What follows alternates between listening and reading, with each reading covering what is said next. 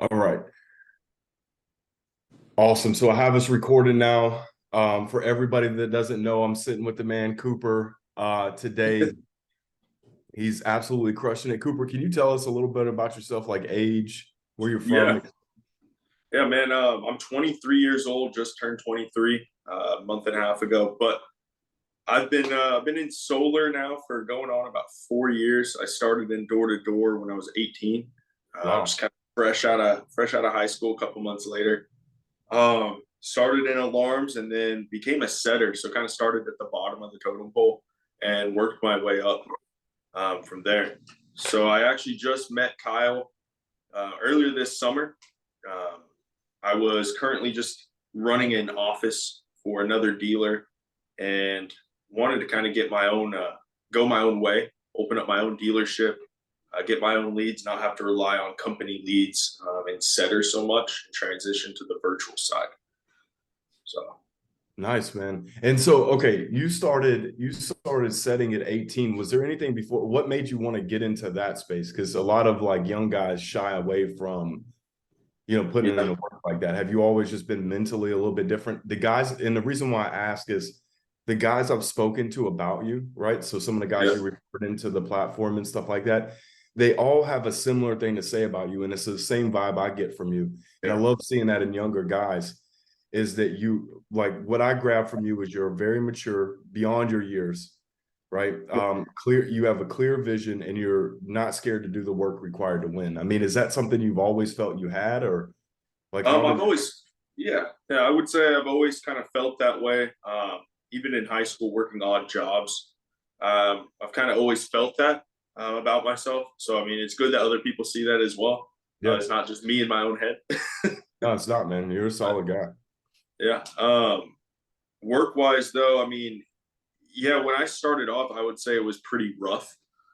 Coming into the industry, I mean, you got to start doubting yourself in different areas, thinking that maybe this isn't for me, whatever it is. And that's for everyone. It's a learning curve, even if you've done sales 5, 10 years before. Transitioning to a different industry, something like solar, is not the same as any other kind of sale. So Very true.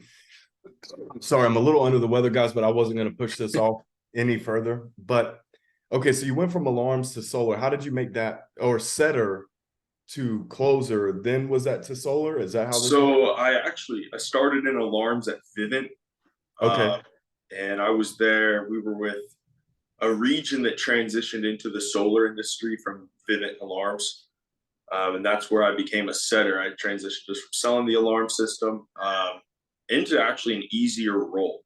You don't have to go through the sales process anymore. You're just booking an appointment. Um, it sounds really easy until you actually go out and do it, and then you realize it's a little challenging. Right. Um, but that's where I started off. I did that for a little while, and then transitioned into a setter captain managing a setter team or a canvassing team, and then progressed to a closer, and then running a closer team, and then now basically to where we're at now. That's awesome, man.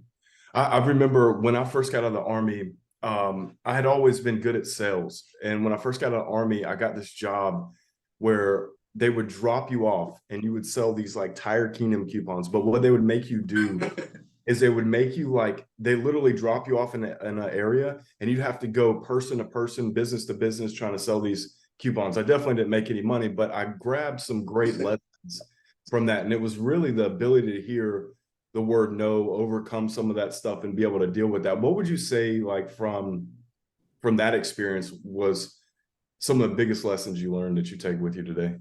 um, from selling alarms or from starting as a setter?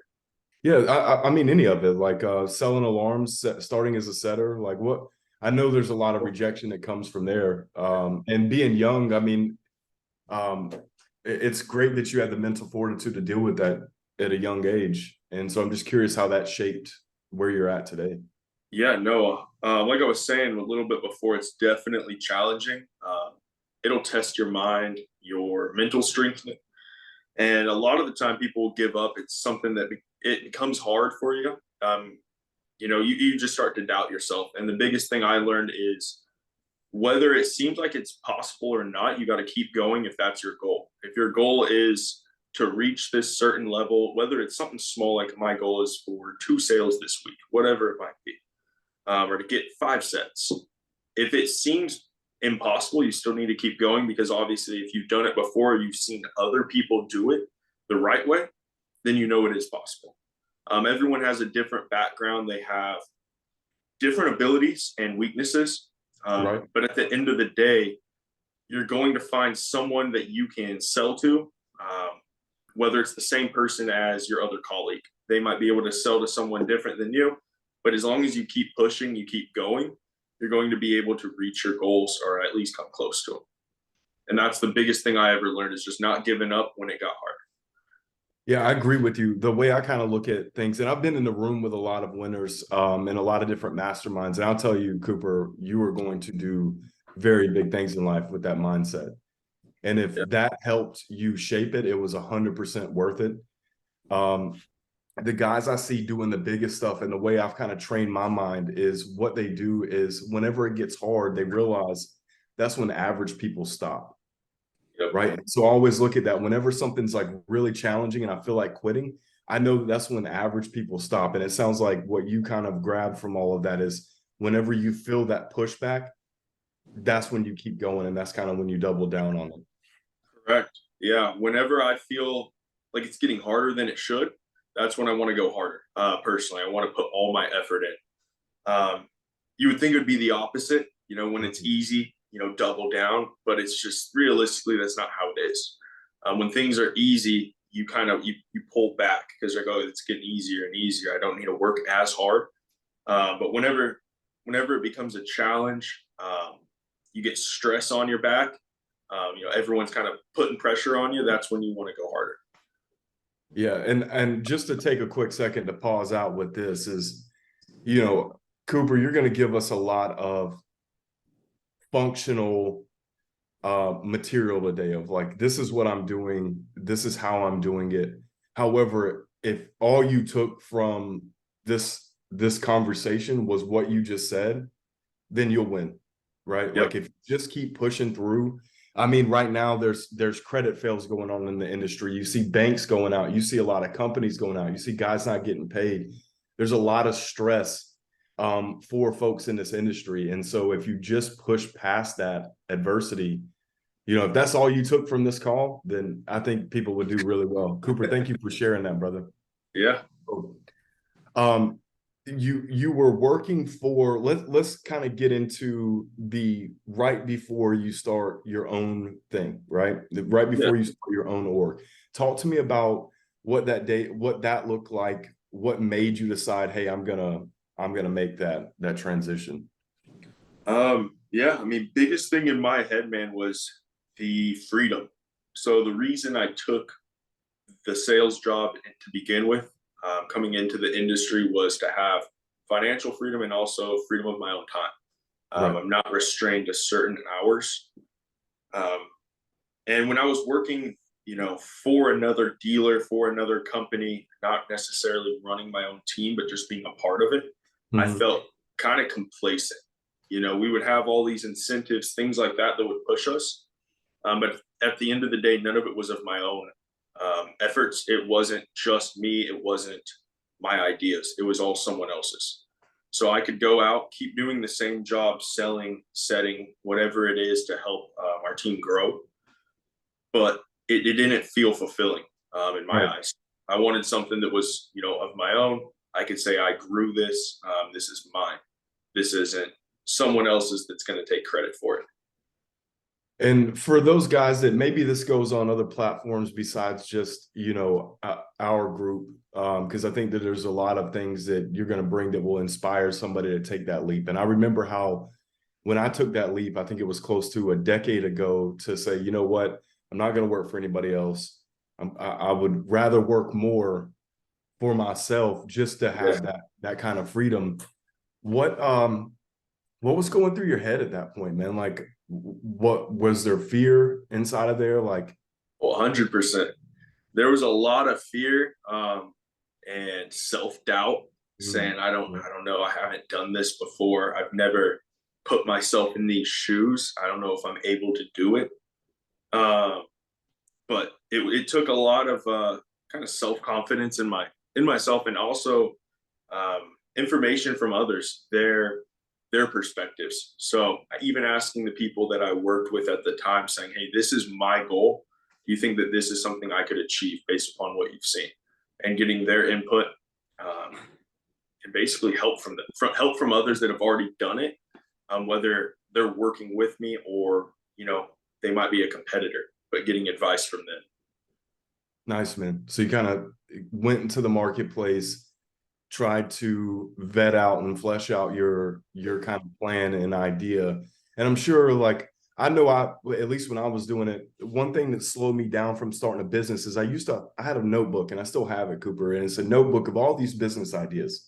And I Yeah, used to write these business ideas, and it was almost self-destructive, because what I'd do is I'd write these ideas, and then I'd go to somebody, or I'd go to a couple people, and they'd always shoot my ideas down and tell me, oh, this isn't going to work. And it's almost like I was looking for that so that I didn't take the leap. So what yeah, ultimately made you say, you know what, I put enough data points together.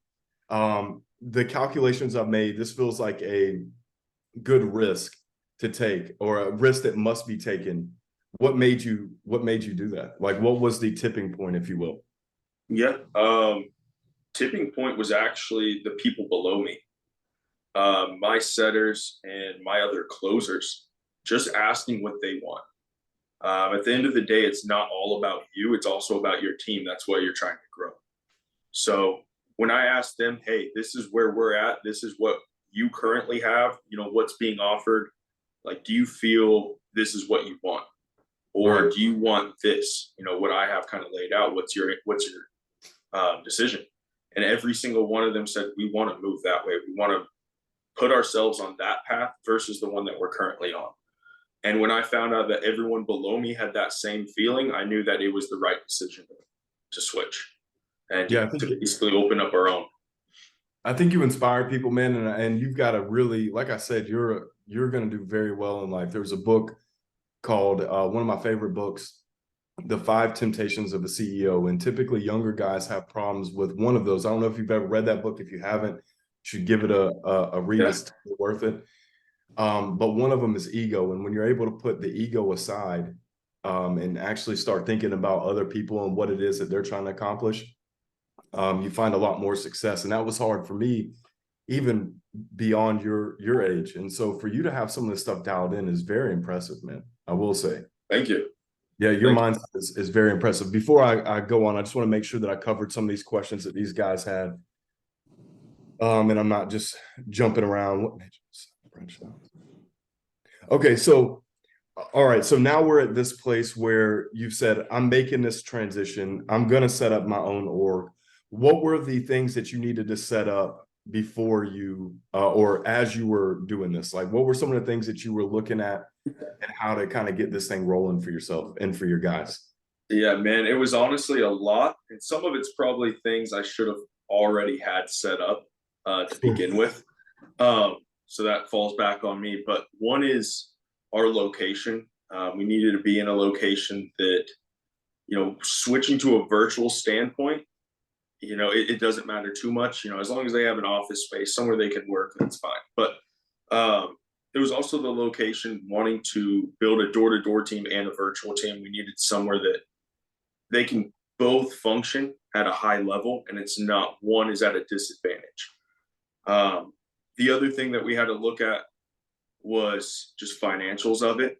Sure. There was a lot that came into play in trying to make sure you plan everything out, and it's dialed in. You don't want to go out on a whim and say, "Yeah, you know what? I think I can afford this. We're gonna we're gonna start spending money left and right, whether it's sign-on bonuses or whatever it might be." Right.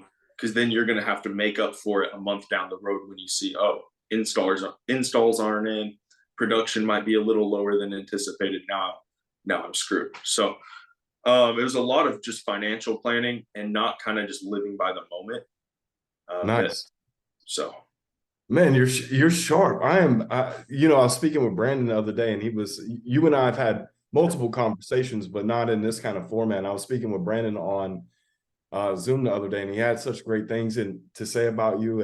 And I already had this really good image of you in my head. But then speaking to you today, man, it's just really Yeah. impressive at 23.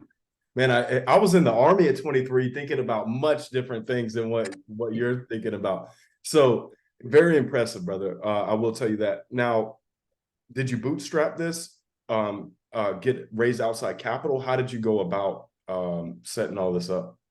So I didn't have any outside capital for it. It was more when we made the decision we needed to buckle down where we were currently at, Mhm. and everyone just dial in for that month, get as much income as we could from that installer, really that dealer, and pay for it myself. Uh, so yeah, it was all from all from ourselves here. I will say the installer, I can't take full credit. The installer did help with our reps. When we told them what we wanted to do, our game plan, the virtual and the door to door, they were all in, and they wanted to help us as much as they could.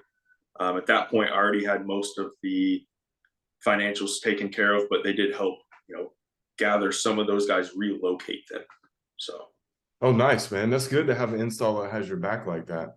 yeah, And that's one of the things that I want to get into. I guess this is a good segue because I watched how you maneuvered without, I guess, hearing it now without a ton of capital, and how you maneuvered a couple things to build your business really well, from the setter side to like yep. just the way you've structured a lot of things. It was a very, very well put together.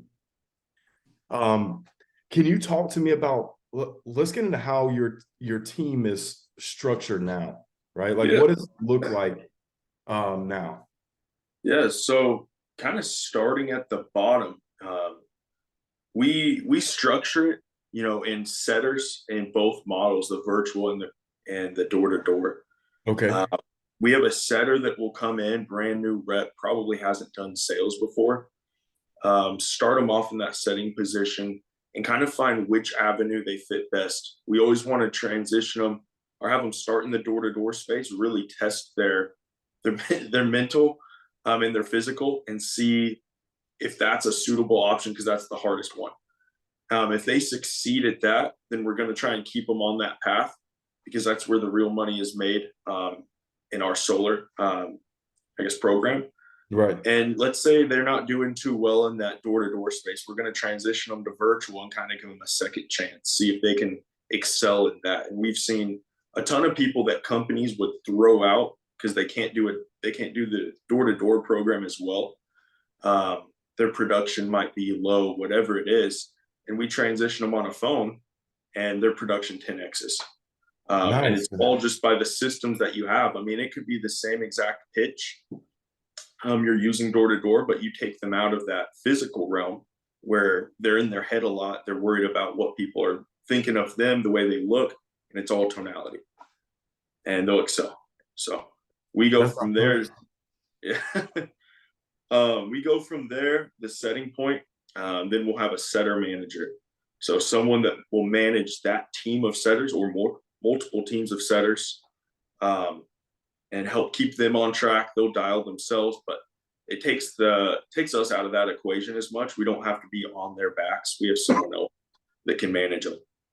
And And from I'm sorry, I didn't mean to cut you off, but is this all yeah, structured through the deal that comes in? So like there's a commission split that's going throughout the team based on roles and such. Is that kind of how you have that set up? yeah. So not so much overrides. It's more of actually the percentage of a deal. Okay. We have the virtual guys, for instance. A basic setter is going to come into that virtual area, dial the appointments. We might have obviously a lower split. They're not forking out any money on leads.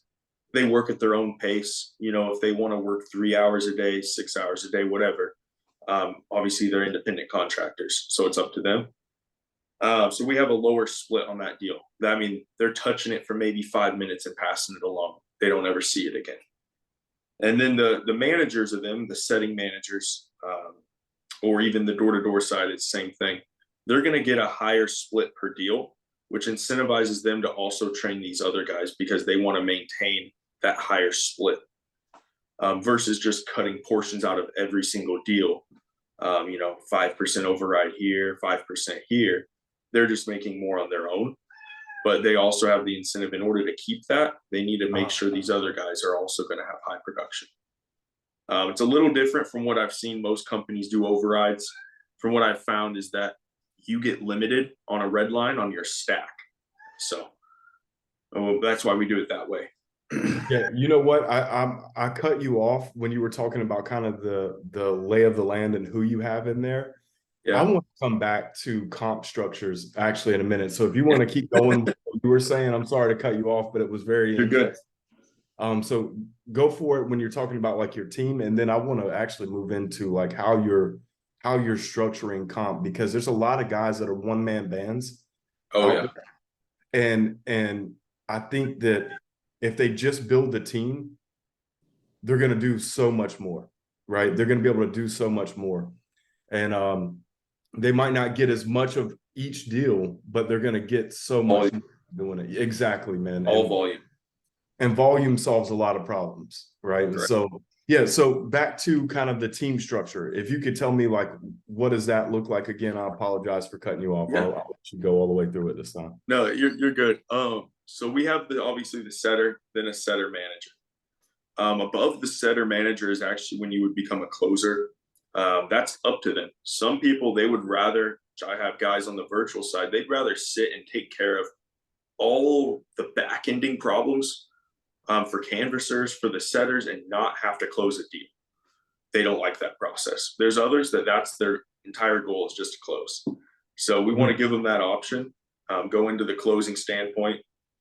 And from there, obviously, it's all based upon volume and their production as a closer. And then they can go into a closer manager. And that's essentially it. And obviously, from there, you keep growing. If they have a big enough team that they want to grow a team, they can always open up their own office and do it with that, however they want. And that's in the door-to-door in the virtual space.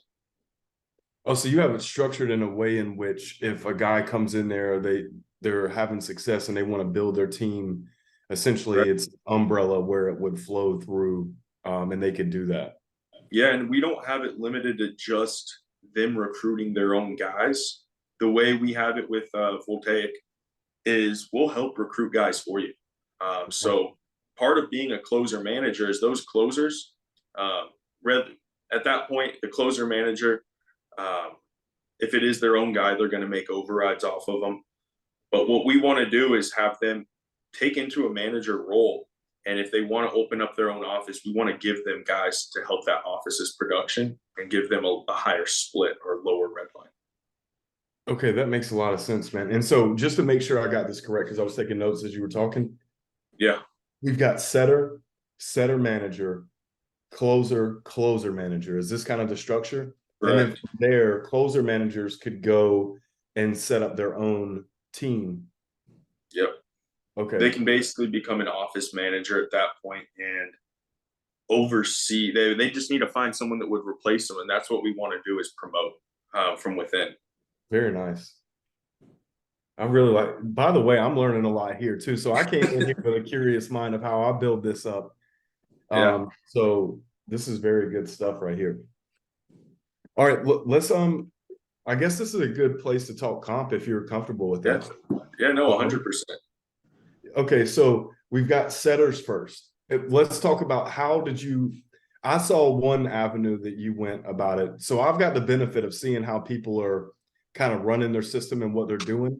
And I think you run it the best. And so even the model that I'm taking, I'm modeling a lot of it off of what you've done, and how you kind of set this up. So setters, how did you go about recruiting setters, and what is the comp for setters typically? Yeah, so when we started off, we needed more setters than we needed closers just for volume. Yeah. So we recruited a ton of setters from Indeed, things like that. Indeed, social media, whatever it might be. But that's where we wanted the majority of our volume to be, is just leads coming in, appointments coming in. So that way closers, whether they're the best closer or not, they're in multiple houses every day getting practice, versus getting a bunch of closers, having to train them up and have no appointments for them to run, it seems like they're going to end up backtracking versus moving forward in their skill sets. So when it comes to setters, we have two different splits. They're not equal when it comes to door and virtual. Right. That's solely because of the blood and sweat that goes into the door guys. They put a lot of effort in. They're in person. They're taking time out of their day to go into the home, walk around the home, whatever it might be, and they're walking all day. So we actually give those setters a 40% split of a deal on the door side.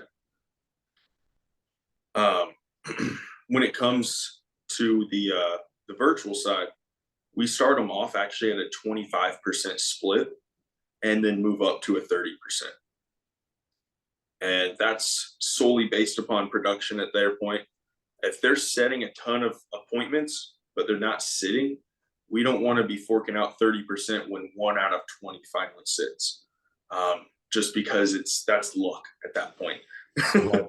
Right. So we want to, we pay them a little bit less just because we're also giving them warm leads. You know, the Facebook ads you run, right? They come in, and if they're dialing those are already warm. They're already interested in solar. You're not knocking 20 doors to find one person cold calling.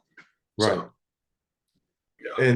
And so you're basically, the way you have this set up is a full comm structure across the board with setters included. Correct.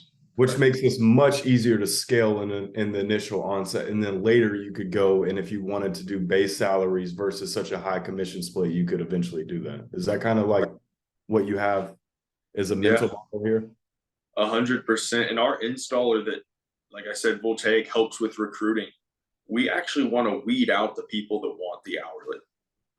It sounds bad to say, but when we do our wedge videos, which is a way to do an interview process, we'll have an 8 question, requirement for that interview, and they'll record themselves answer each question.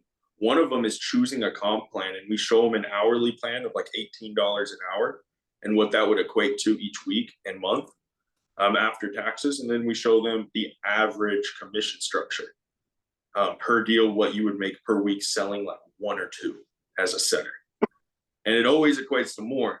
So whenever we have someone that answers and says they want the hourly pay, we're going to weed them out because it doesn't seem like it's going to be a good fit. Obviously we could always hire on people as hourly for setting. It just production wise, they usually don't produce as much as we want them to. And are these guys stateside? Is that what you're hiring, stateside, not overseas? We tried overseas for a little bit. That was the one that I know about. Okay. Lasted about a week.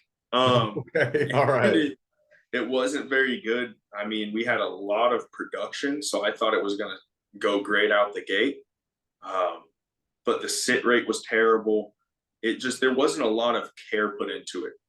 Whereas we'll see the guys stateside, local people even, when we go into an appointment, they'll already build a relationship with the customer. It's not just a job for them because they want the commission, and I mean, they care a little bit more.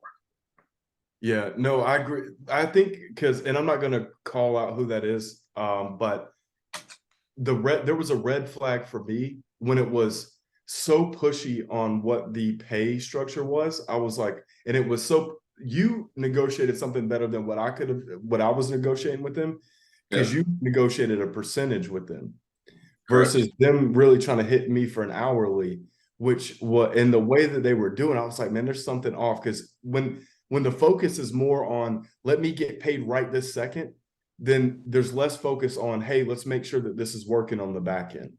Yep.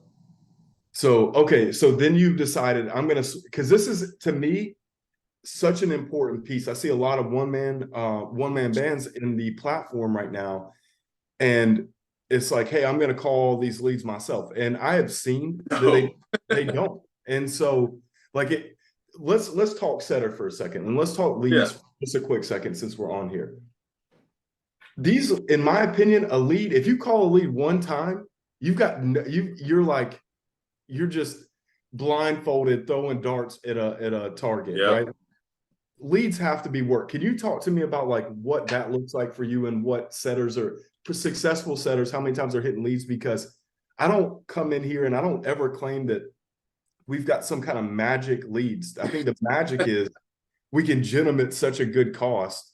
I think that's more the magic versus, oh, this lead is, it's a one-to-one conversion, right? So can you talk to me about that a little bit? Because I think that might bring something to some of these guys, like an aha Yeah. moment to a few of these guys. Yeah. So real quick before, I mean, I'll actually start there and backtrack into why you don't want to do it by yourself. When it comes to touching a lead, you need to touch a lead at least 3 times minimum. Minimum. And when it comes to it, there's not ever going to be a solution to get, you know, a super quality lay down lead every single time. You're going to have those one offs, and that's just like, be grateful for that. Having a lead that you called once or twice and were able to close it. Most of the time, we're touching a lead 3-4 times before we're actually getting to credit or signing. When it comes to the leads, like you said, our goal is to just have a high volume of leads. And if you're trying to do that by yourself, you're never going to touch these leads enough. You might dial them and it gets overwhelming. You're trying to do multiple jobs as one person. And like you can be a jack of all trades and do setting, do the, booking the appointments, be great at that, be good at closing. But then you also have the back ending side of things. You still need to run the business that you own. And trying to do all of that as one person, you're going to start looking at leads coming in and be overwhelmed because like, well, I don't have time for that. And then Right. that lead is cold, and now you're out of that lead. They went with someone else.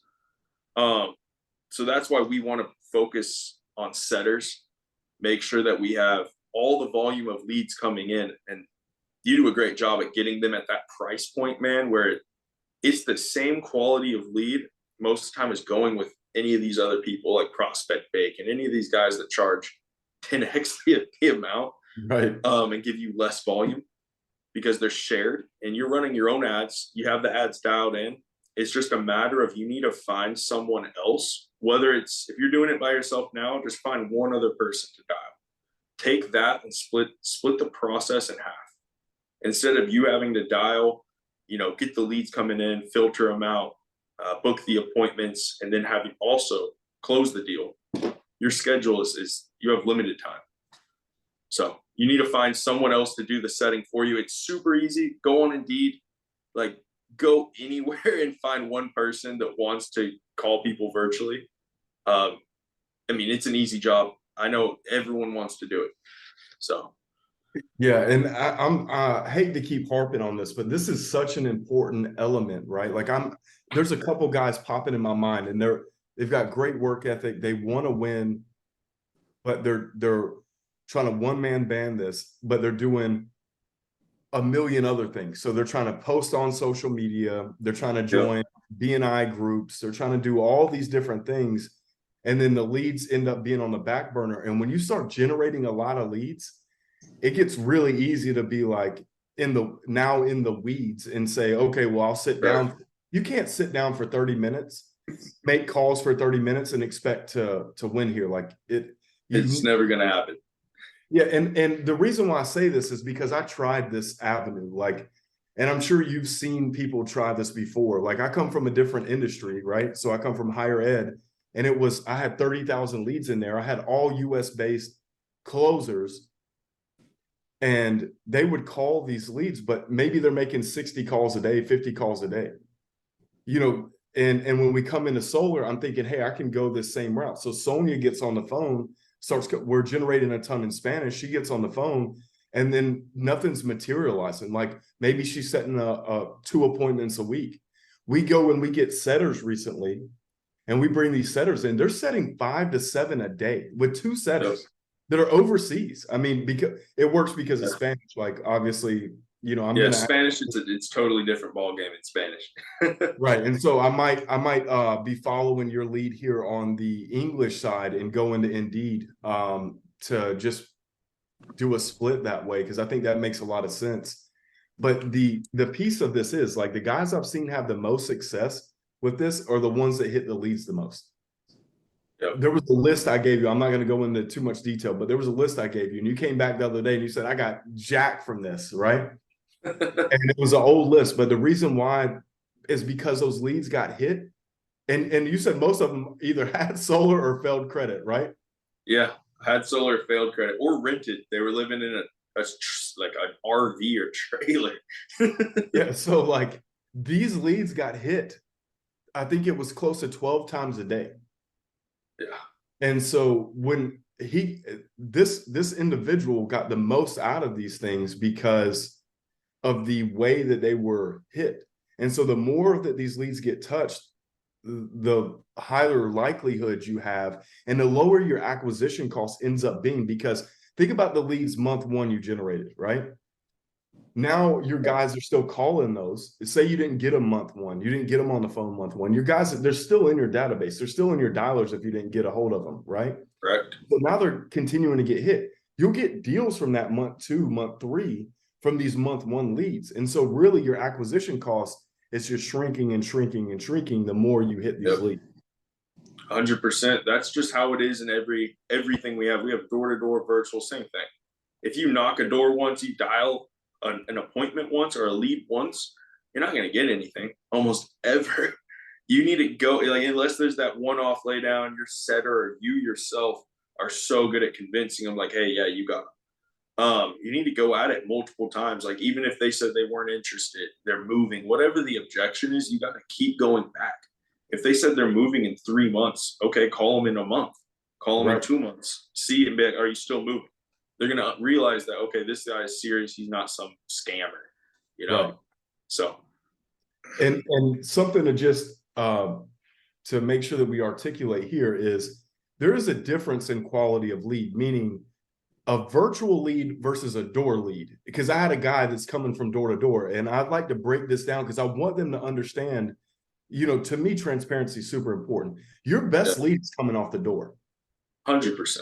right? Well, we get there, and I mean, I'm well, it does depend. It depends on the ad. I'll say we have some leads coming in through the Facebook funnels that, I mean, you are just as transparent. You're just laying it out, right?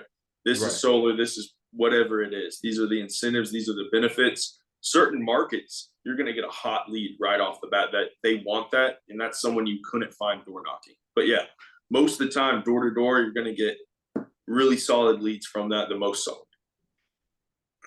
Because you're able to see the house, you're able to know if that would actually work. You're face to face with a homeowner. What the nuanced difference is the scalability, one, right, of door to door, and then two. Let's just talk about your model right here. Okay, in person guys are getting a split of setters are getting a split of 40% of that, whereas virtual guys are getting a split for the most part of 25%. That Yeah. leaves a substantial margin in between the two. Right. Correct. And with lead cost being where it's not, you know, 15% difference in that. And so like there's one with virtual, you can say, all right, well, I'm doing this many deals off of this many leads with virtual. Realistically, I can create a math equation now of if I want to do this many deals with virtual, then I need to generate this many leads on this end. And so that's to me the value proposition of virtual. It's not that, oh, I'm getting a better lead from virtual. Like, yeah, you get some guys that are filling out your surveys and that are going through a bunch of different steps, and it's a you know a primo lead, but I don't like to count that as like this is what virtual gives you, right? Yeah. I like to look at it as like, hey, virtual is a numbers game, and it becomes a mathematical formula when you know how much it costs to acquire a client, right, or a customer in this instance. So that was really helpful. Is there anything else? And this is what I want to do here. If there's anything else you want to say on the setter side, and maybe, in fact, I do have one last question before I just like turn that setter side over to you. Yeah. Scripting. I dropped a script in the group when we're running the low cost per lead ad. How do you? Would you say that that's similar to what you guys are doing? I know Brandon said that's very similar to what he's structured that. What does that talk track look like for you guys on the low cost per lead ad? Yeah, so we've changed actually our pitch a couple times. We actually took a pitch from another company that was doing some virtual leads, and they were getting buying age data, you know, 120 to they were like 2 years old to be fair, and they were free. So we took that pitch because we're like, hey, I mean, if they're getting deals from that, it should work on fresh leads. tailored it a little bit. But yeah, then the one that you have, it's pretty similar to what we run. We have a couple guys that have kind of tweaked it a little bit and just basically started off, they'll introduce themselves. They'll say, hey, or ask the customer, hey, John, is this John? Okay, cool. Nice to meet you, John. I'm Joe. I'm with Voltaic Energy. We're just calling about, the net metering program. It looks like you guys clicked on a form a while back, just looking to save some money on your electricity bill, or looking for some tax credits. And just ask them, does any of that ring a bell? And it's more of like a question-based appointment setting. They're almost selling the customer on, is this what you were wanting? And setting the pros to it, labeling all the pros of the solar, kind of what you would want them to say yes to, and then just booking the appointment. They don't really get into too many nitty-gritty details. They just kind of throw it out. And so Josh had a question for you, and it was around value proposition. Yeah. So in the scripting that I have, that I dropped in the group, not this in the platform, but that I dropped in the group, I moved from, I moved from the intro to qualification to value prop. How do you value prop for the actual next appointment? Yeah. So I might be doing it the wrong way. I'm just saying, but the way we do Whatever it you're is doing we is have working, bro. So we're all ears, man. We're all ears. they do a massive pullback. They'll label all the pros, get the customer to say yes, and then when we do our value proposition, we almost make it look like we might not even be able to help them. Like pull back very hard. Essentially, what they say, and I mean, don't quote me on it because I'm not the one setting the appointment here, Sure, but sure. most of them will come at them. They'll get multiple 4 or 5 yeses from them. Hey, you were looking at saving money. Your bill is this. If we could lower it down, even $10 a month, worst case scenario, is that something that would help you? Get yeses on this time down, and then say, great. Well, hey, next steps. It looks like this would be a good fit. Do want to let you know, unfortunately, we're not able to help very many homeowners here with this. We get a ton of applicants coming in. A lot of people's houses don't qualify. Homeowners don't qualify. You might use too much, too little power. There's a sweet medium. And I don't know if that's going to be you or not. What we need to do is actually set you up with a super quick phone call with one of our consultants. Are you available today or tomorrow? And say it should take maybe 10, 15 minutes. They'll usually give us the time, and then they pull back again and say, like I said, I don't want to promise you anything. Most likely we won't be able to help you, but if we can, on the one-off chance, we should be able to help you and save you in maybe 30, 40% on your monthly expenses. Yeah, and they'll set it that way. Yeah, and guys, the reason why this works is because every other salesman is coming at them like, oh, with these grand promises. And this is more of the NEPQ kind of strategy, correct? Is that where some of this is coming from? I'm not too familiar with the NEPQ strategy. Okay, yeah, it's really good. I mean, you're naturally doing a lot of really solid things here, because what you're doing is you're not setting the traditional salesman vibe here by over promising and under delivering, and you're also piquing a lot of curiosity to see, well, can they actually help me? And then you're showing that that's kind of what your goal is. You're building trust. You're doing a lot of things by what you're doing. So that's really good. And I'm just kind of making this sidebar note for the guys that are watching this, but that's freaking amazing right there, brother. And then once they leave from this setter, so after that kind of scripting model that you just did, you mentioned a 10 to 15 minute call. So this isn't going right into proposal stage. This is going into no conversation. Yeah, I mean, there'll be some, you got to feel them out. That's the other thing, is like why you need a setter is you can't perfect both crafts. Right. But yeah, we always have setters kind of going up or finishing that point up. Yeah, we have setters that start, they don't want to be salesy. We want the setters coming in. It's hard to train someone to be, to sell. We want them to act almost like it's just their job to run through these, make sure they're a homeowner, just qualify them, and then throw them up for a consultant. So yeah, they're almost anti-salesy. They're like, look, we almost don't want to sell this to you, but we're going to see. And then when it comes to the closer, yeah, when it comes to virtual, we do a lot of 2 steps. It's hard to 1-step someone. Unless they're just an absolute laydown, they're ready for it. They've been looking at it. Most of the time, we'll come in the first step, run through the process again, reiterate everything that the setter said or they said or saw, just in case we miss something.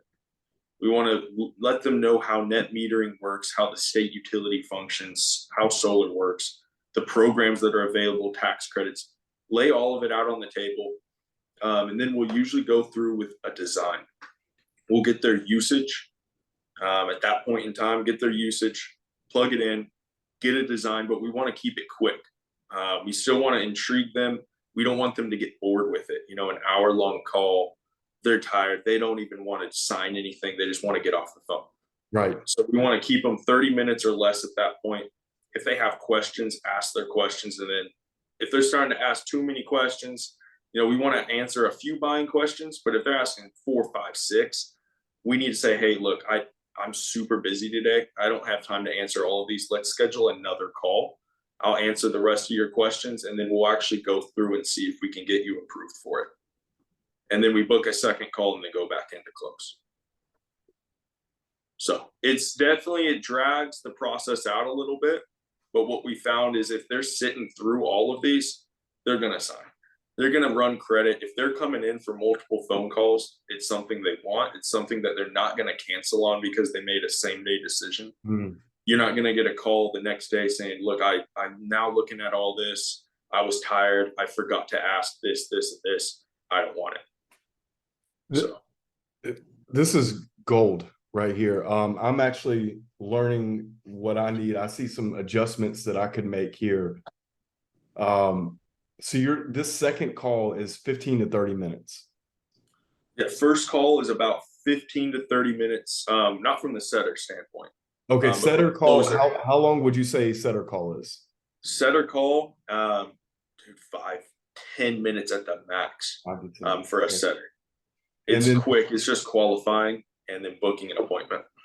And then the closer's actually coming in for the second call. It's not a setter manager. It's not somebody else. It's the closer's coming in for the second call. Closer's coming in for the second call, usually it's about 30 minutes. And that's just restating everything, making sure they are qualified, getting usage, building up a proposal. You're not ever running through price, loans, anything like that. If you're doing PPAs, leases, anything, the most that we'll do is give them a range. We're like, okay, so looking at your usage here, you're paying an average rate or average bill of 200. Your cent rate is at 16 cents. Let's say it's at that. Okay, well, our scenario here, what we're going to try to do is get you at least at 16 cents, maybe down to like 14 and a half. Okay, we have a range, or sometimes we set the range really big, so then it intrigues them a little more, like 13 cents to 16 cents. Worst case scenario, we'll match your bill. And I don't know what I can do right now. I don't know if this is something that is possible. Like, we'll take a look at it. We'll run the numbers. But I'm super busy today. I'll have to give you a call back and then schedule a second or a third appointment. And then third, this is where you're actually like closing this down. Yeah. So it's almost like up until that last appointment, you're pulling back almost the entire time, keeping them on that rope where they're intrigued, they're on the line. And then it's just like fishing, man. You're tugging on it each little appointment, and then as soon as you get them right there, you're reeling it all the way in. Nice. That's kind of when you start putting a little bit of pressure on them. Like, hey, we've talked. We've been talking for the last 2 days, 3 days. About this solar. The savings make sense. You like everything that you're seeing. Like, this is the time that we just submit this application. We get you approved. We do this site survey and we get you ready to go. Like, we kind of congratulate them, man. Like, on that third call is, hey, you guys, look at this. We got the price down right in that range I told you about. I think this is something we can get approved for you. Let's do that pre-qual. You do the pre-qual, great, they're approved, and you're hyping them up. You're letting the customer know, look, you guys are ready to go. You got pre-approved. The price is at lower than what you're paying. We're able to help you out. And then that's when you close. So you're not doing any of the pre-qual stuff, you're pre-qualifying them, but you're not actually running any kind of credit or doing any kind of are you having credit conversations on call too? Oh yeah. Oh yeah. We'll ask because I don't want to waste Right, my time on right. a third call. But yeah, we'll ask them that. And even our setters, to be real with you, our setters will ask the credit question before they book an appointment. We want to make sure like leads coming in are as quality as they can be from when we get your Facebook ads, right? The setters are kind of that filter. They're going to go through, they're going to ask the roof age, they're going to ask shading questions, they're going to ask the credit saying, hey, and a lot of the time the customer is going to be, whoa, like, why do you need to know credit? It's like, well, look, when it comes down to this, we're going to be putting up a system that's valued at 40, 50,000. We need to make sure that if you can pay your bill already, that you're going to pay this bill. We just need to make sure there's no issues where we're going to put this up and you just quit paying your electricity. That makes So sense. That's a good way to position that as well. Hey Cooper, do you still have some time, brother? I know I'm getting close on your. yeah, you're good. You're good. All right, cool. I just want to make sure I'm respecting your time, and you're giving some super valuable nuggets here. Okay, so let's we kind of laid out what this process looks like, what the sales process looks like for you. Let's step back into this setter manager role, if you will, Yeah. right? What is this setter manager doing for you, and why is that important? Yeah. So the setter manager, when you have like these one man guys that you're talking about, just solo dolo, if they only hire one setter, two setters, like they can manage that themselves. They don't need Right. a setter manager. It starts when you get five guys dialing at a time, usually over five to 10 setters. You need to have someone that can keep track of them because you're going to have too much volume coming in that you don't have time to worry about what they're doing. You need to make sure they're on track, but you need to be closing the deals that are coming in and running those appointments. So a setter manager kind of takes over the role of making sure everyone is working when they said they're going to work. Not all of our guys have the same hours. We have some setters that they work mornings or they work evenings, or some work 10 hours a day. But the setter manager's job is to make sure that they're dialing, going through the conversations on the CRM, seeing if someone's reaching back out to that rep, that rep is calling them back within the hour or 2 hours. So it's still fresh. It's not a phone tag situation.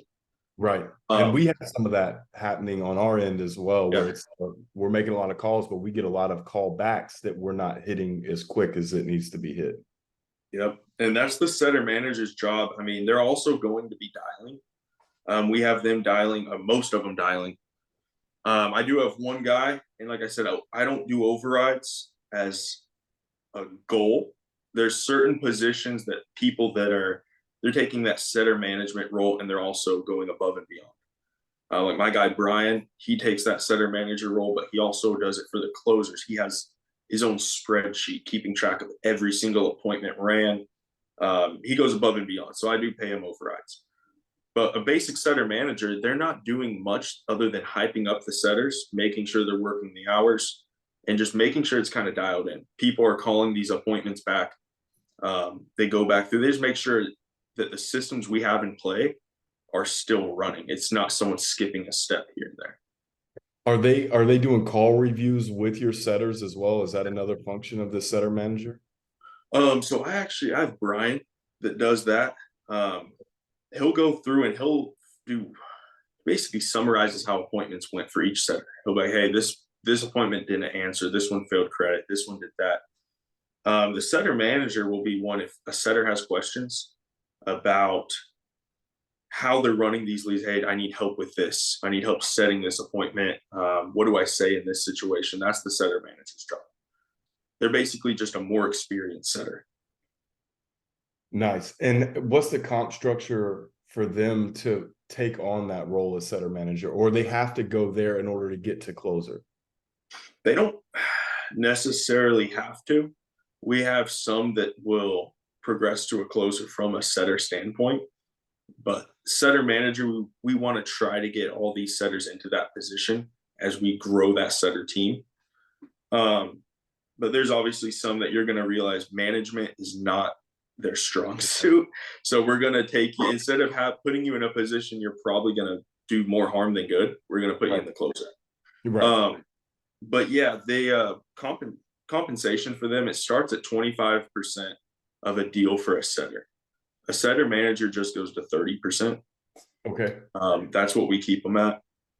The most that we'll ever do virtual wise, just because of lead cost and everything else, is 35%. I will personally not ever go above 35% for virtual. That makes sense. So they basically, because they're the setter manager, they just get a higher percentage on the deals that they do. Correct. We still want them to produce. If we do the override structure, what ends up happening is everyone works for the overrides and they don't work for production. So then you end up with all these guys wanting to level up. Once they level up, production goes to trash, bro. It's zero. You'll get the guys that are killing it at setting, doing 6, 7 a day. You put them in the setter manager where they get overrides. And then they're thinking, oh, I'm just going to make all the money from these guys. And they might push those guys to set, but their production drop. Those guys might not be as good. And you just end up with this cycle of overrides for everyone and nothing's happening. I can see how that happens in solar. And the lesson that you've already figured out took me so long to figure out in my last it took me so long to figure out. All right. So we've got the setter manager. Comp is about 30 to 35%. They oversee, make sure everybody's kind of doing their job on the setter side. And they just a little additional percentage because they took on that responsibility. Correct. From the they put in. Yeah. So it motivates them to, and I love the way you've done that, because I had an old boss used to tell me compensation drives behavior. Correct. And it's crazy that you see this already, like that you dialed all this in. Mind blowing to me. I mean, I'm very proud for you, man. Thanks. I will say overrides have a place. Overrides are a real thing that should be used, but used sparingly. So like people, like I said, like Brian, where they go above and beyond just managing setters. They go to the closer level. They basically handle anything you throw at them, back end wise, like paperwork, whatever it is, paperwork. You need this done. You have an issue here. Like, can you solve that? They're almost like an assistant at that point, but they still work. Those guys I throw overrides to because I'm like, hey, dude, you're going above and beyond. You're taking time out of your day from the dialing to do this. It's not just a simple following up with another setter. Hey, just make sure on this call that you call them back. It's going out of your way to do multiple other projects. So yeah, overrides have a place there. That makes sense, man. That's really, really good. I swear I wish I would have gotten this lesson years ago, man. It would have saved me so much heartache and having to let people go, because once you start doing the overrides, man, and dude, yeah, you really can't go back. Yeah, you can't turn back. All right, so now let's get over to closers. All right, so your closers come in, they're coming in second call and third call. Correct. And how does if we could start, like, I think everybody knows what the closers function. I think the setter and the setter manager needed a little bit more touch there. The closer, how are you structuring the comp for these guys? Yeah. So when it comes to a closer, most solar companies that you're going to work with, unless it's like Freedom or like some of these ones that do a profit share model, like I know Power, some of those. But essentially, you're still going to have a red line or baseline. What we do when it comes to running a business is you can't give everyone the lowest red line possible. Obviously, that's the goal, is everyone wants the lowest red line, but you still have to have profit margins to put towards that to grow the business. Is when we come to a setter or a closer, we do give them a red line on what they have as their lowest that they can sell. And then we just let them know you're splitting this deal with that setter, 25%, 30%. So we typically put them, I mean, it varies on each market, but let's just say, for example, what average deal that we're selling at, PPW wise, is a 3.0, 3.2, something super, super low. Like most states, you're selling above that, you're selling at like a 3.5, pretty easily. But we're going to put someone at a closer. We want them to make at least $500 a kilowatt on average. That's what we want as a starting closer, which I'd say is pretty good. From me being in the industry, I've seen all sorts of different models pay wise. I've seen the rep share. I've seen uh, the red line models and putting reps at different red lines and all sorts of different splits, the 70 30s, whatever it comes down to. What usually happens is a starting sales rep actually closing the deal at closer. They're usually averaging about $500 a kilowatt in pretty much any area you put, any pay structure. That's Okay. usually what ends up happening. At least the markets I work at. In California, areas like that, yeah, dude, they should be ripping 1,000 easily. But 500 is what we want for our Midwest markets because cent rates are half of what they are in California, Texas, things like that. So they're pretty cheap out here. So we have them making about $500 a kilowatt on average. Okay, that makes sense. And just selfish question, because of the way I've structured this, and I'm curious of where you see the flaw here, is since I have the lead flow coming in, I'm using the Power platform currently and will likely add on some. So use Enterprise Power, which essentially I could seat setters if I want, and Yeah. just kind of use that for fulfillment.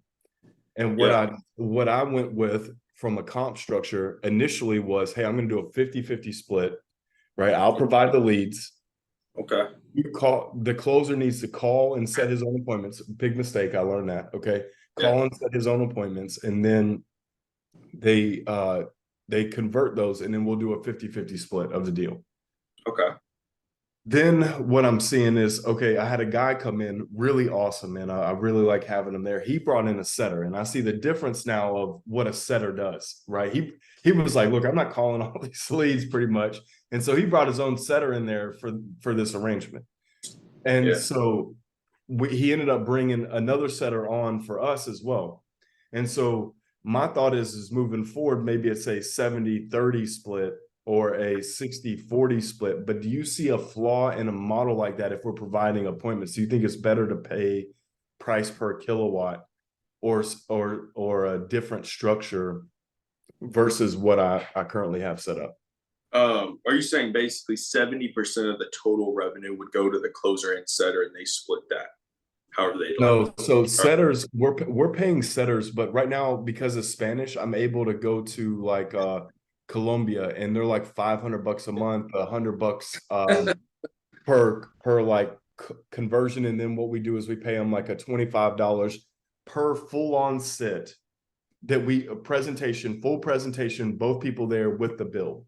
So that's Okay. how we have that. So I'm Yeah, not that's solid. putting that into the split itself. It's like something I'm covering at the moment, but as I bring on new people and we grow the setter team, because my goal is to just have a lower number of closers, a lot more setters, to where we're just filling calendars of closers and they're just back to back all day, and you only get a new closer when the current closers can't handle any more appointments. Yep. Gotcha.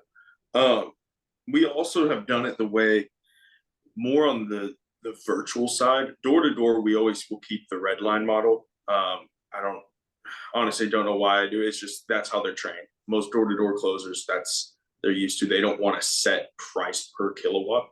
Mm-hmm. But what I've also done is in the past, I've kind of done something similar to where I will guarantee myself, the 30% of a deal's revenue and then have the closer and the rest do 70% and split it off and then do it like that. It's just gotten more complicated for me.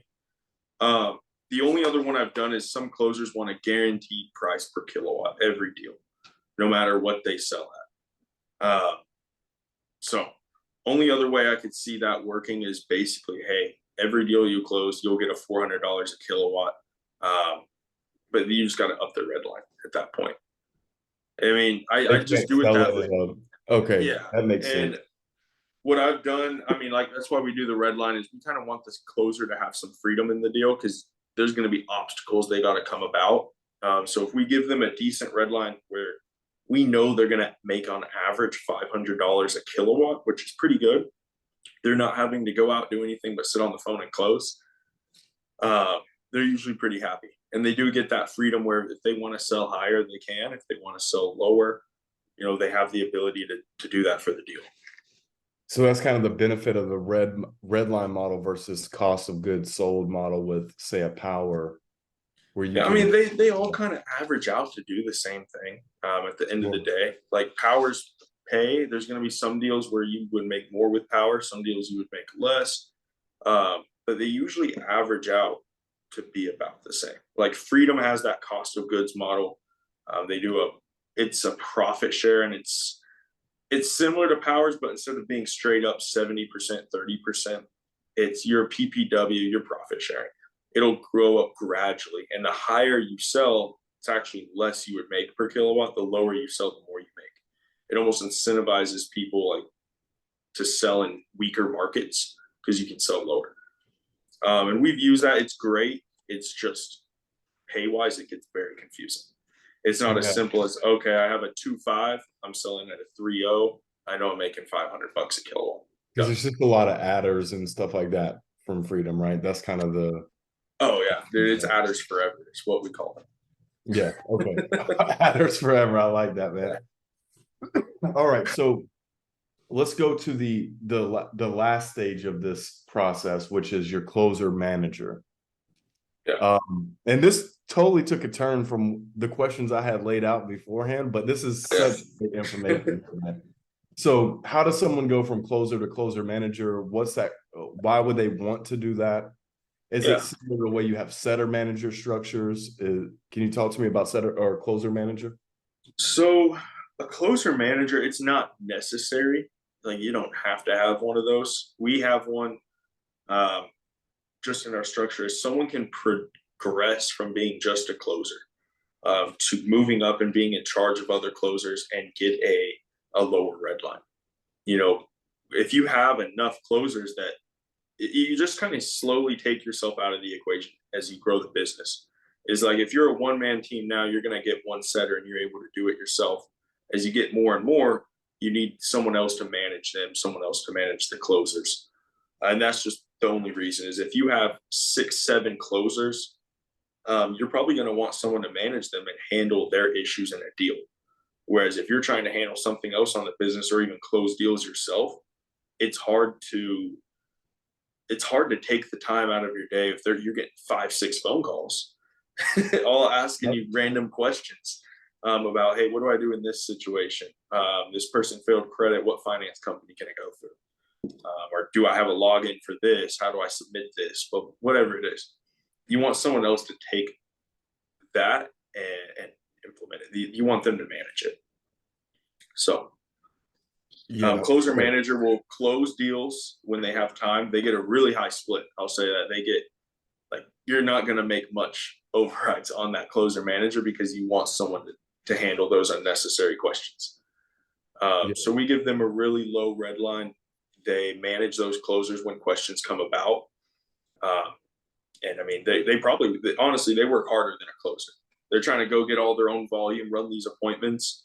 Most of the time they run half as many appointments as a regular closer, but those appointments they do run, they're going to be the best closers we have. They're going to make more money. Yeah, because the way you created that pay structure okay, so just something I want to highlight here, just to kind of get granular with this. What you've done, which is again just so impressive to me because of your age, and I'm not like trying to be like that. I'm not saying anything bad about that. It's just wild to me that you already understand work on your business, not in your business, and how to structure all this. It's crazy to me that you've got this down pat at such a young age. And there's a lot of guys that this is the thing I want. Another thing I want them to take away from this is you're not trying to maximize every dollar on every single deal. You're trying to build a business. And the goal for you guys watching this is not to maximize and do every single thing in your business. Is make your money. Couper's going to make way more money than a one-man band. Yeah.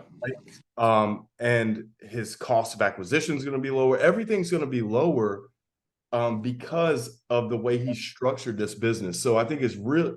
And that's why we totally veered off on the initial questions I have and went through this structure right here, because now you get a chance to work on your business, whether that's strategic partnerships, whether that's new channels in order to get opportunities for your guys, whether, I mean, it's just what you've done is so impressive.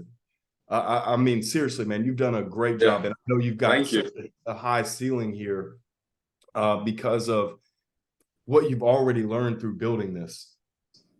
I gotta ask, man, are there books that you've read that you recommend that's gotten you here? Like, what do you feel has like helped you? Because I haven't met anybody and I've coached a lot of guys, I've mentored a lot of folks, especially younger guys, and I haven't met one your age that thinks like this. And so, how did you get this mindset, man? Like, how did you I get? I feel like in this situation I should lie and say I read a lot of books, but I don't read at all, man. Really? Yeah, I really haven't read much. It was all personal experience for myself. And when I started, I never had this mindset at all. It was just simply a job. It was, oh, there's a ton of money, I'm gonna get money. Right.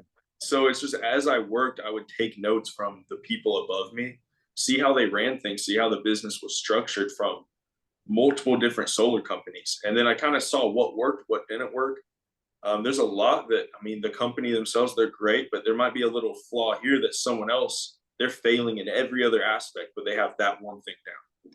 And it's like, if you can take that one thing from each company and put it together, I mean, you're not ever going to have a perfect company, but you're going to have one that's, it's easier to retain reps. It's easier to hire reps, things like that. And at the end of the day, I'll be real. Biggest thing I have is I pray all day, every day. So Nice. if I got a question, man, I pray to God. I read the Bible. That's just kind of that's the book I read. So yeah. I'm stepping away from this interview here extremely impressed with you, man. Like, seriously, you're setting such a great example for folks, and you've given so much great information. Couper, do you mind if I just look at a couple of these? I won't hold you much longer. Yeah, you're um, good. You're Given good. so much, maybe we could do a part two if you would be down with this, Oh, because yeah, this was I'll be down for a so part two. freaking good, man. So yeah, I got hung up on one question, which is how is your team structured? And we just went through all of that in the time there. So let me ask you, how many deals would you say you're doing a week? Personal or team wise? Your team. Team. So virtual wise, we started off really, really strong virtual wise. And then that's kind of our own fault. We wanted to start growing this setter or this door-to-door team as we repositioned them here. We've been growing that. So our door-to-door team has majority of the volume. We're sitting, dude, we're averaging between 2 closers right now, and 1 Spanish blitz closer for 3 weeks. We're averaging probably 10 to 12 door-to-door. Virtual wise is pretty good. I'd say it's probably right around 5 or 6. And that's with just 1 virtual closer that we have currently. I will say, you're going to get a lot of credit fails virtual. Yeah. He probably would have way more numbers, just him himself, compared to the door-to-door, but credit fails, man. I'm dealing with that myself right now. What's the selfishly, like, why do you think that is virtual versus in person? Is there just a dude, I can't pinpoint it. What I would assume is if it was me, as a consumer, and I put myself in their shoes, if I see an ad talking about like saving money or tax credits, something like that, that's why I'm clicking on it, right? Door to door wise, you're going to put those people in neighborhoods that are typically, based on statistics, going to have better credit. And they use an app called Rep Card. It shows the credit score. It shows them so they know they're knocking someone that's good. When it comes to the virtual, you don't have that. You can ask the customer, like through our filters, ask them, hey, credit rating, like, do you think it's above a 600 or 650? Yeah, okay, no, well, we're going to take you out. And things like that, but you're still going to get a credit fail. Just you can ask them the credit wise, and most people, they'll either lie because they really want this product, and they don't understand the reason you're doing it. They're just like, oh yeah, I mean, I pay my light bill, yeah, credit's good. That's kind of what they're comprehending. Or you get people that just lie to you right to the face. Man, I was speaking with a couple guys that are dealing with credit fails right now. I know we're getting hit pretty hard with credit fails. Banks are tightening. It seems like they're tightening their belt a bit. They definitely are. The financiers are strict. Yeah, I've had some, even door to door, we use dividend, which gives really low rates and even service. And we've had people, man, 700, 720 credit scores, and they're declining them. that's So crazy. Crazy. yeah, They're killing me, Smalls. Like, yeah, no. all right. So let's see. So you're doing great volume. What is it? Our credit fail. Oh, yeah, I was going to ask. The credit fail is a big issue for you. It sounds like it hit or miss. We're starting to see a little bit more of those. Yeah, credit fails are definitely an issue for both door to door and virtual. Even with our app that we use, like I said, you'll get a 700 plus credit score, our customer, and they'll fail with dividend. I mean, what we have is obviously multiple finance options. We'll throw them through Sunlight, Goodly, uh, someone else. But yeah, that's really our biggest thing right now, hurting volume, is that. And then also, um, I would say just working the hours. Like when it comes to setters, we want to give them the freedom. That's kind of the whole perk of being a setter is you don't have the obligations of 10 appointments a day that you need to go to, sit on the phone all day. It's like, hey, work at your own pace, but we have a production goal. And our production goal is still going to be 4 sets a day from each one. Right. And obviously, a new person, that's going to be, they got to work more hours. And sometimes they don't hit that. So then it's like your closer is going to have less appointments to run. That makes sense. Yeah. Let me ask you this question. How I think you leverage the platform the best out of everybody that I've seen. Yeah. Like you really like load your guys in there. You've got multiple people calling. How do you kind of leverage the platform? Can you talk to me a little bit about like how you Yeah. leverage that? Um, Dude, I really just wanted to make the platform just like they're in the field. I wanted everyone to be a part of it, all the setters, and I want, if you're not door knocking, you're dialing. And we actually structure it now where our door to door guys, they're all in the platform. And before they go to Hood, because people get home usually right around 4 p.m., 5 p.m. So we have them knock prime time 4 to 8:30 every day, and they dial 12 to 3 every day. I'm trying to get those people that might not be there when they knock on the doors, and they're trying to run through that list, and they're trying to get 3 appointments, 3 or 4 virtually, and still go get 4 in person.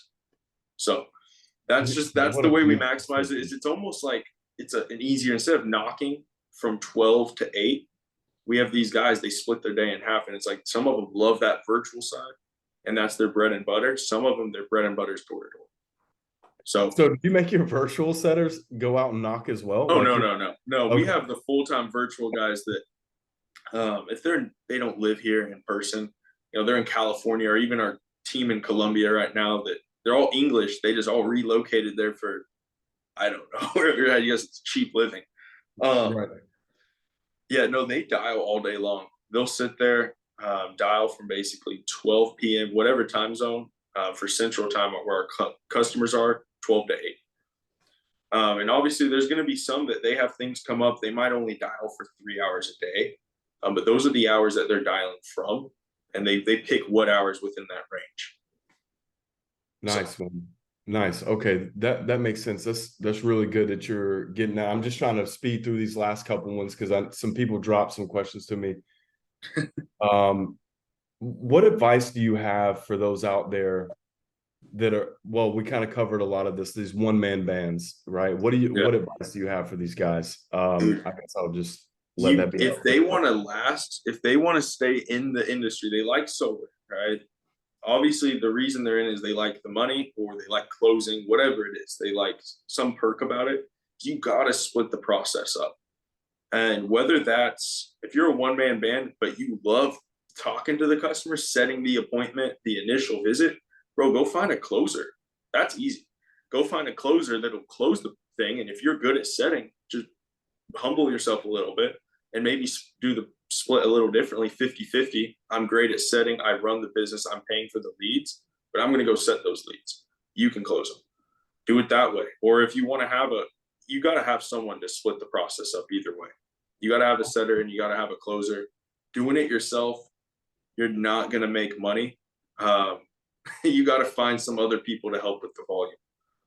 Yeah, and I can't harp on this enough, man. I just felt like screaming preach when you were saying that. So like I can't harp on this enough. And the thing is, guys that are watching this, Couper just gave the sauce on how to structure all this so that, you know, because a lot of these guys, the reason why they are a one-man band is not because they want to be.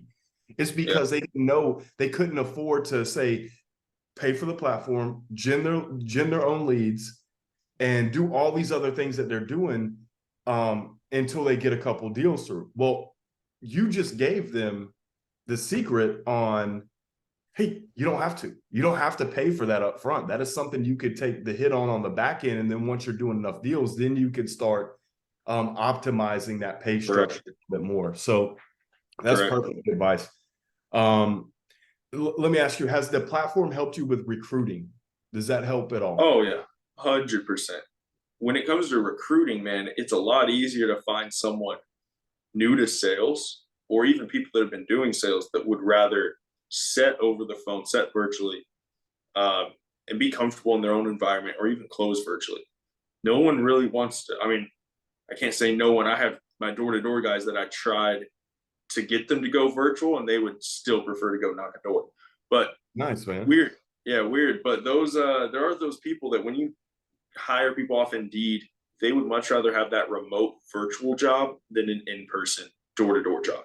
You give them the option, would you rather go knock doors or go drive to people's houses, sit in their home? You know, you don't know what you're walking into in a home.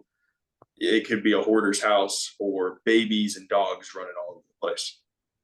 Or you give them the option to sit in their comfortable environment on their couch, in an office, whatever it might be, and dial or do Zoom calls. And it's so much easier to recruit that way. You don't even have to pay as much. It's just simply the ease of it. It's more freedom for them. Yeah, that's awesome, man. Couper, brother, you Yeah, crushed it, man. There was so much value given here. I'd love to do a part two of this, man, because this was great. And again, man, I'm really proud for you, brother. You're thank a you. very sharp young man. Yeah, I gotta say thank you for the opportunity because I was looking, and I was talking to man a dozen. I spent a month trying to find a CRM and a platform for the virtual because I really wanted to get into it. And I've talked to solar CEOs, Project Bacon, all these other companies that you see their advertisements everywhere. You see people that use them, and it's just it doesn't work. The upfront cost is crazy, monthly cost is crazy, and I wanted something that I could first budget. It's budget friendly, and then it also is going to allow my guys to grow. It's going to allow them to put as many setters as I can in this place. I can run and get a ton of volume. Uh, so I mean, I'm glad that I ran into you because once we heard about it, I mean, I was working out in the gym. I heard you talking to me, and I was like, okay, this is the one we're going with. This is it. awesome, man. Yeah, So what I wanted to ask you, what made you decide? Because I know you were speaking to a few different companies. What made you finally, and you and I had gone back and forth a few times. What made you pull the yeah, trigger? dude, really, it's the same thing. Like I said, when it came to doing my own thing, is running by the options with the guys under me. It's if you want a team, if you want to keep a team, you need to let them know the decisions that you're making. And you could already have the decision made up in your mind saying, I'm doing this, I'm jumping ship, but ask them, hey, what's your opinion on it? And when I got their opinion, I mean, some of them, they would, oh, well, I mean, that one's ran by blah, blah, blah, CEO. I'm like, okay, dude, he's not the one working with you, Right. right? But you get their opinion, and almost everyone they liked it. I would show them what it is. I was like, hey, this is this is the CRM. This is how it's going to function. Showed them that demo video, and they're on board. So when I get multiple yeses from that, and there's no questions, there's no issues, that's the one we're going with. Also, yeah, I got to meet a couple of guys from your initial squad, Yeah, and some solid guys out there, man. So and they all loved it. So that's what made us pull the trigger.